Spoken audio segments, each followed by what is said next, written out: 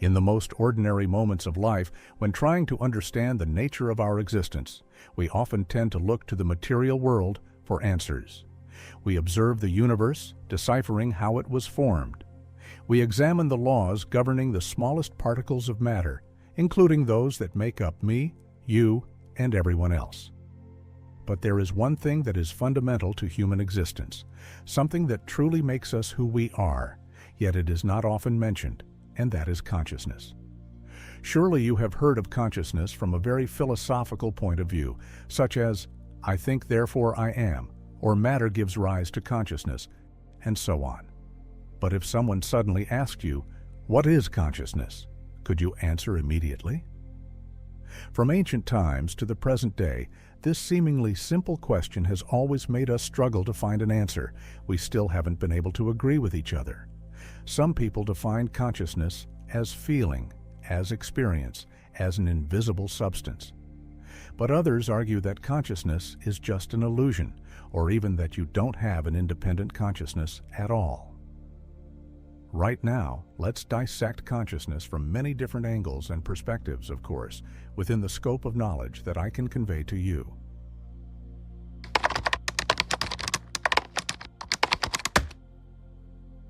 There are countless debates and arguments about consciousness with countless academic theories, sometimes even tinged with mysticism.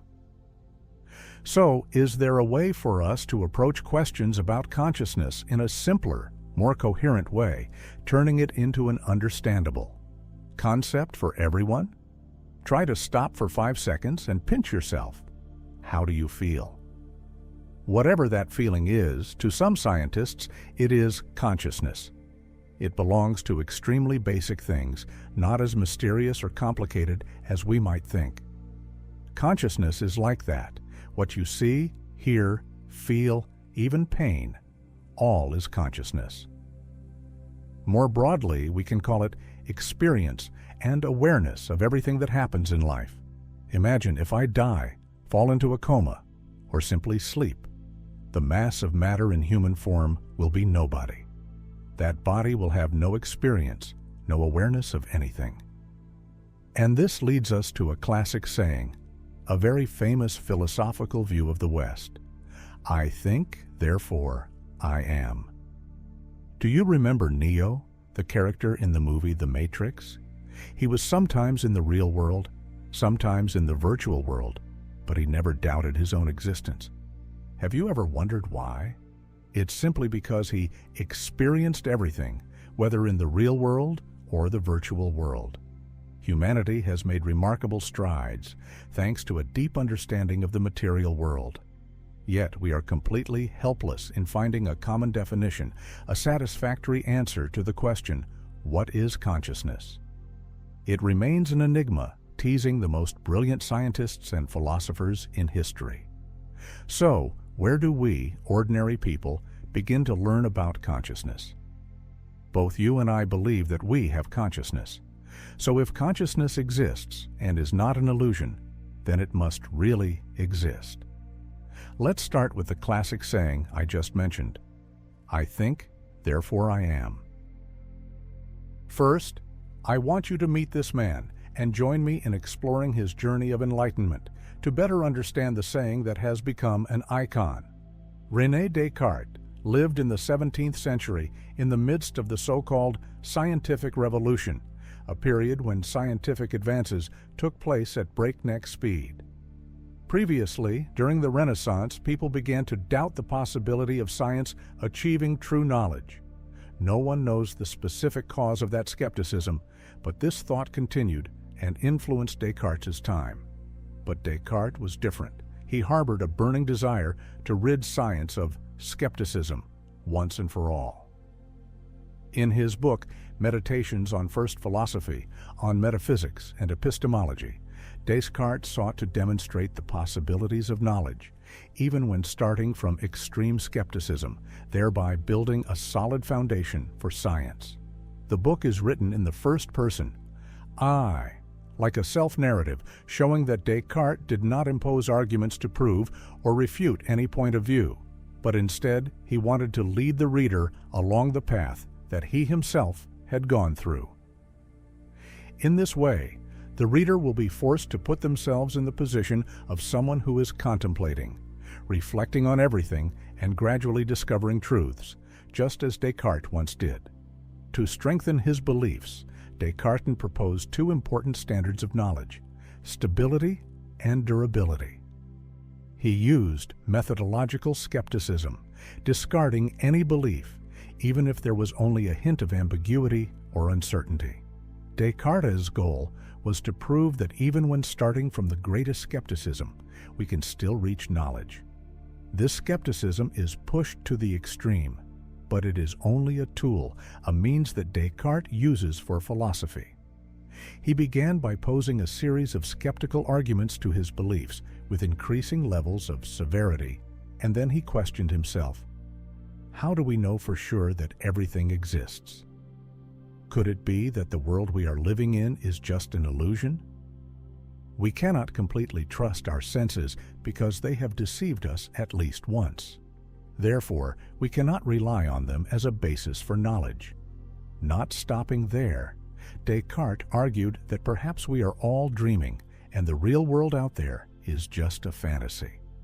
He pointed out that this is entirely possible, as there are no signs clear enough to distinguish between dream and reality. However, this hypothesis cannot explain why we still perceive certain truths, such as mathematical axioms, even though that knowledge is not discovered through the senses. Then Descartes continued to doubt. Even those obvious truths, maybe they are not real either, because God, the Omnipotent, could be deceiving us. Maybe He created us in such a way that we always tend to be wrong in our reasoning. At this point, Descartes seems to have doubted everything: reality, experience, senses. In short, all consciousness is a blurry, real-unreal veil. When he had doubted to the extreme, it seemed that nothing was certain. Descartes, in desperation, created a powerful tool, helping him escape the quagmire of skepticism. He assumed that there was a powerful evil force deceiving him about everything. Every time he considered a belief, he asked himself, could it be that the force is making me believe this, even if it is wrong? And if the answer is yes, he would put that belief aside, continuing to fall into a state of doubt. At this point, Descartes seems to have pushed himself into a dead end, nothing beyond doubt, no anchor point. He described the feeling as being caught in a hopeless vortex of doubt, unable to find an anchor for his beliefs. Skepticism seemed to have robbed him of the opportunity to return to knowledge and truth. But right in the darkest moment, Descartes had a flash of light. He realized there was one belief that he could not doubt. That was his own existence. Each of us can say to ourselves, I exist. I myself exist. And when we think or say that, we cannot be wrong. When Descartes tried to test this belief with the evil force, he realized that the force could only make him believe that he exists if he actually exists. Because how can we doubt our existence if we do not exist to doubt? The axiom, I exist, I myself exist, became the foundation for Descartes' first certainty.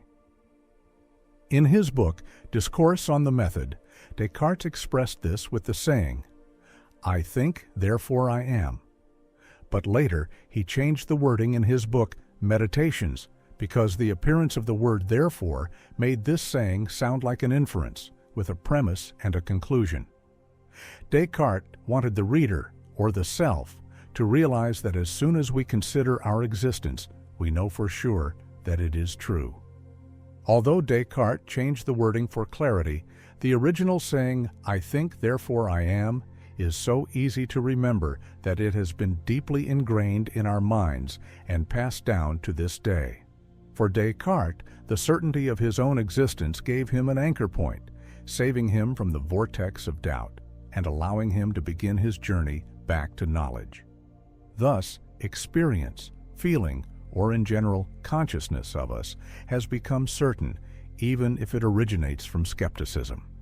And from this perspective, it is clear that we exist, consciousness exists, and what you and I are experiencing also exists. Of course, there are still many controversies, many opposing views surrounding the issue of existence and consciousness. But within the scope of this video, we cannot delve into all those profound philosophical knowledge. The journey of exploring consciousness will continue with clarifying its fundamental problems. How does consciousness appear? What is it really? And how can we describe it specifically? Perhaps this man will give us some useful suggestions. He is Christoph Koch, author of the book The Feeling of Life Itself. In his book, Koch described that consciousness may be a much broader category than we might think. For over 35 years, he has been continuously researching to better understand how the brain creates subjective experiences and self-awareness. Some would say that, although I feel I have consciousness, I cannot prove it by experiment. And consciousness is often only explained from the perspective of philosophers. This means that even science cannot fully explain the very tool that humans are using to explore the world. In fact, some scientific studies even suggest that, very likely, we do not have free will, or in other words, it seems that there is a mysterious force controlling us. According to theologians, all our actions in life are as if they were pre-written in a book. We are just actors who are acting according to the preordained destiny, and everything in this universe is operating according to that predetermined path. But for those who follow materialism, our destiny lies in our own hands.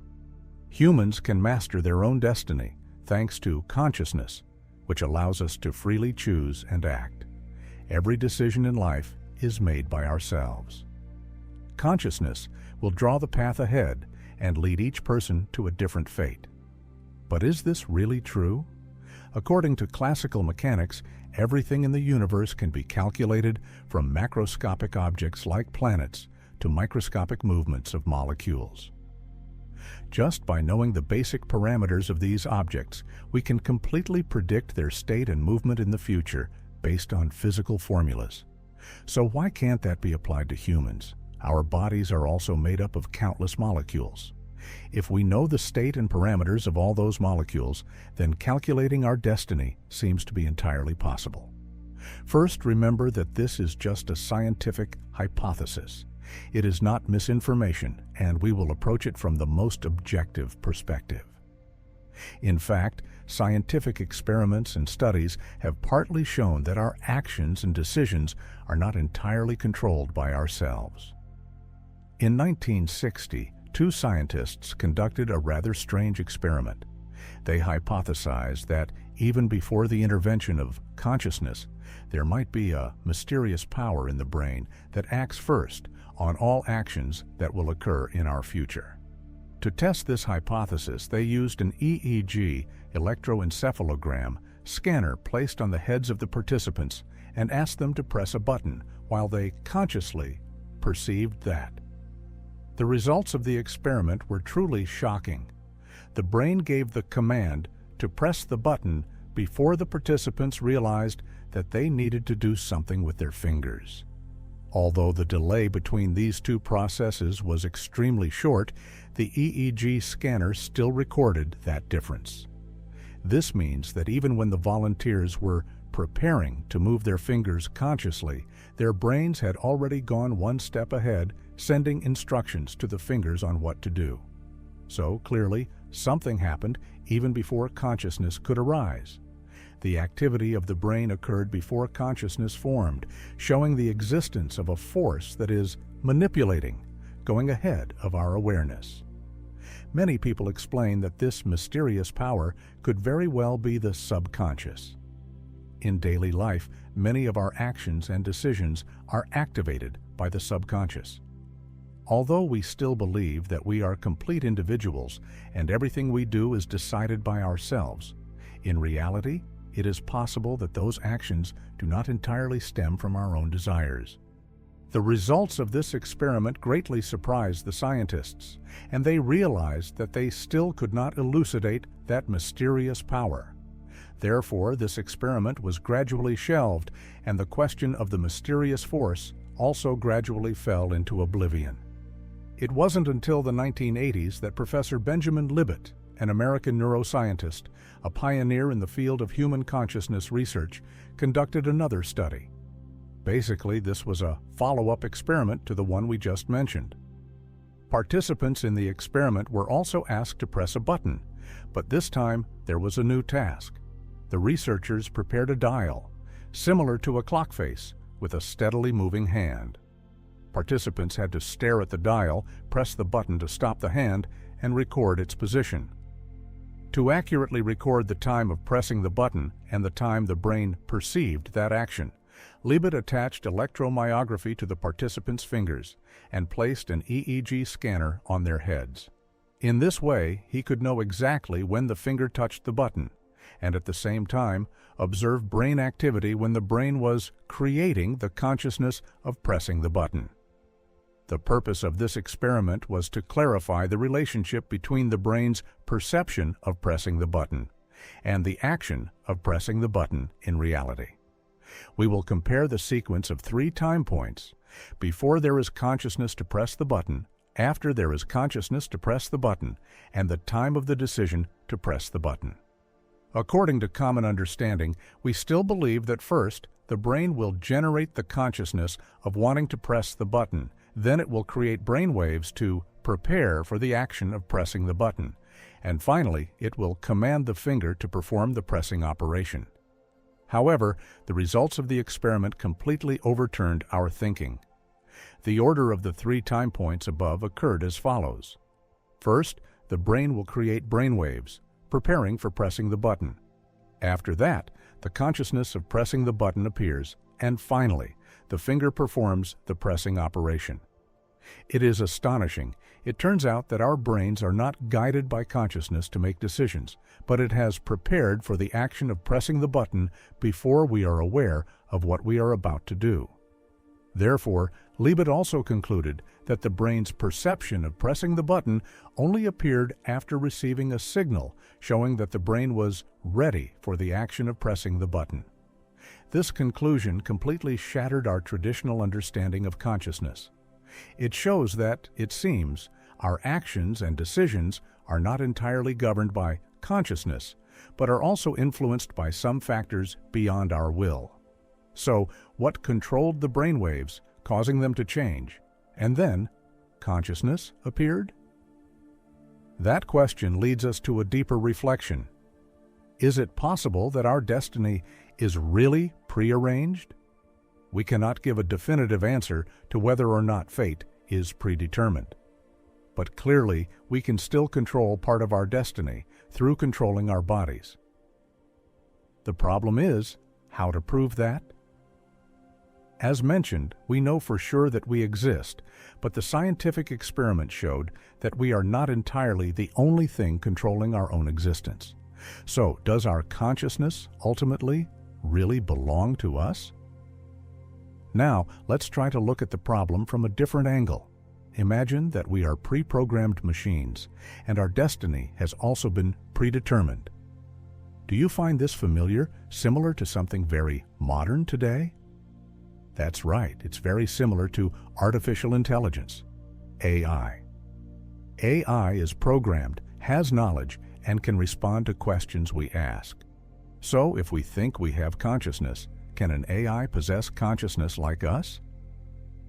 Building an artificial intelligence, like humans, usually begins with dissecting our own structure. When washing dishes, we always adjust the grip force of our fingers consciously on each plate, cup, or spoon covered in soap. Everything is always under control, never going beyond our awareness, because we perform them as a natural reflex. No one has any equation that can fully explain how this works, because for everyone, it seems to be obvious, not up for debate. Everything simply works that way. The brain will spontaneously produce consciousness to control those actions. But the birth and development of artificial intelligence, AI, and robotics have brought much more complex problems. For a robot to be able to do the same, to hold and adjust dishes consciously, we must find a way to accurately describe to them what is happening and turn those descriptions into code in the control program. In other words, physical knowledge and the ability to encode human characteristics are the prerequisites for programming a robot with independent consciousness. And this has posed a difficult question for the future of self-aware AI. Is there any aspect of human consciousness that an AI will never be able to imitate? According to some philosophers, the answer is very likely yes. No matter how advanced it becomes, a robot cannot produce a living consciousness like humans. To further clarify this point, let's step into two thought experiments, which may completely change your thinking and mind. Of course, you can agree or disagree. Imagine that you are living in a small house and have never once stepped outside. Every time you look around or look out the window, everything is only black and white, or at most a few shades of gray. You cannot see any other colors, but you know that out there is a color called red. You always wonder, what are the people on the black and white TV trying to describe when they talk about red roses? More simply, you really yearn to know what is red. Next, imagine that your house has a magical library, a place containing all the books with all the information about red, except there is no presence of real red. To satisfy your thirst for knowledge, you have devoured everything. You are engrossed in learning about the electromagnetic wavelength of red, or how deep red affects human emotions. You ponder the most detailed descriptions of bright red, metaphors, similes about cherries, or anything that people can associate with red. It can be said that no one knows more about red than you, with all the knowledge you have acquired. Then one day, you decide to step out of the house, and miraculously, you see colors. It turns out you are not colorblind. The house, the furniture, and all the electronic devices, they were deliberately created with black and white. Then another surprise happens. You see a red apple. That color, within your expertise, with all the knowledge you have painstakingly researched. You learn something new about red. But strangely, why is this knowledge not recorded in any of the books in your library?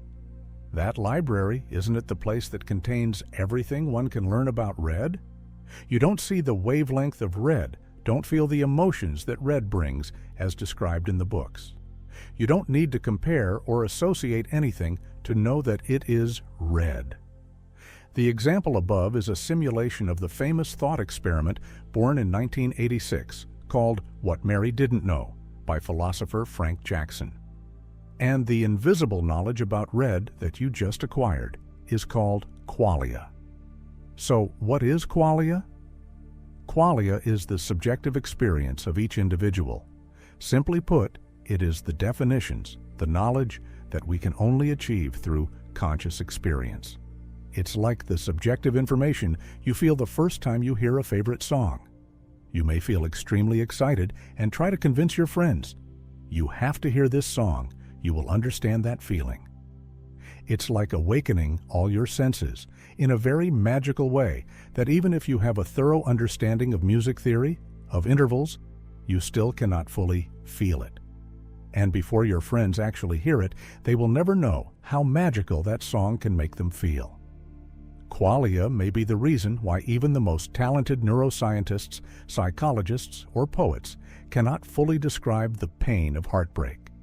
Because all words, no matter how flowery, are not enough to make a person who has never experienced that pain really understand it.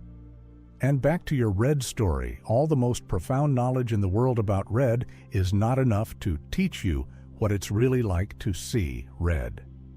Although this theory has been recognized for a long time, it still causes a lot of controversy about whether there is knowledge that cannot be expressed in language, but can only be understood by human consciousness. Clearly, qualia is too different, and its inner workings cannot be written down, at least not in programming code. And very likely, this is the key barrier that prevents AI from possessing free will like humans. But is it really like that? Maybe we will find a way to decode it, but do we have the ability to do that? The answer currently is we don't know. Experts are still debating with both sides of the argument, and some have offered new perspectives. Most are stuck within the walls of the hypothesis, and the truth is, there is still no scientific explanation. Is it feasible to create an AI with qualia? Now let's go back to the story of your room. Clearly, thought experiments often have many holes, and our black and white room is no exception. Some counterarguments suggest that the darkness in the room could still carry color pigment, and you could have experienced black before. Others argue that the magical library could completely provide humans with knowledge in a way that we cannot understand. Philosopher Daniel Dennett also offers a counterargument based on the second point. Dennett suggests that if you really possess all the information about red, then aren't you already an omniscient being? Omniscient here is understood as having general knowledge, a deep understanding of everything. You would not simply know about color like a normal person. Theoretically, you would learn about the standard of red, and if it exists clearly, you would recognize it as part of your own concept of red. Even the experience related to red when you step out of the room is already within the scope of knowledge that you have learned. And from this way of thinking, we can extrapolate that qualia is actually ready to upgrade AI systems, it's just that we haven't found a way to exploit it yet. This view sounds very reasonable, but it's also like looking for a needle in a haystack. We cannot know for sure whether we can possess such power. We are not omnipotent beings, so we don't even know what that power would look like. Continuing the line of reasoning, let's try replacing the person in that room with a robot, and we will call it Alpha for now. Concentrate fully and welcome to thought experiment number 2. Robot Alpha is a very modern version, but unfortunately it was built incomplete because it has no ability to see colors and is waiting to be upgraded.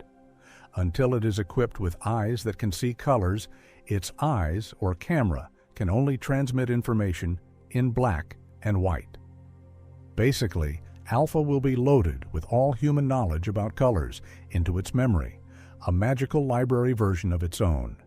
But unlike the first experiment, Alpha goes a step further. It self-learns how its system recognizes color input, then uses its vast knowledge base to write code that allows it to automatically adjust the color input from the black and white camera system. So it has self-modified itself in a way that humans cannot. At this point, Alpha knows what all the colors fed into the system are and reacts to them in exactly the way any other complete robot would. And then the big day arrives. Alpha's color sensor is activated. Finally, when the color camera is installed, Alpha turns off the color correction software and opens its eyes. It realizes nothing has changed because it already knew about colors beforehand. The black and white camera, through the knowledge it had acquired and self-modified, was not inferior to the color camera. By changing its own settings, Alpha, it seems, has simulated qualia for itself. But what would happen if Alpha opened its eyes and everything was different? That is a vicious cycle, and it leads us back to the original conclusion. Qualia is indeed an untouchable, unprogrammable barrier between human consciousness and AI. If AI can truly possess consciousness like humans, then humans may also have been programmed with a code called destiny. And the scientific experiment we mentioned suddenly becomes strangely reasonable. However, this result makes us even more skeptical about our own existence. I think, therefore I am? Is that still accurate? Have you ever questioned, doubted your own existence? And if so, how did that doubt occur? I look forward to receiving your comments below the video.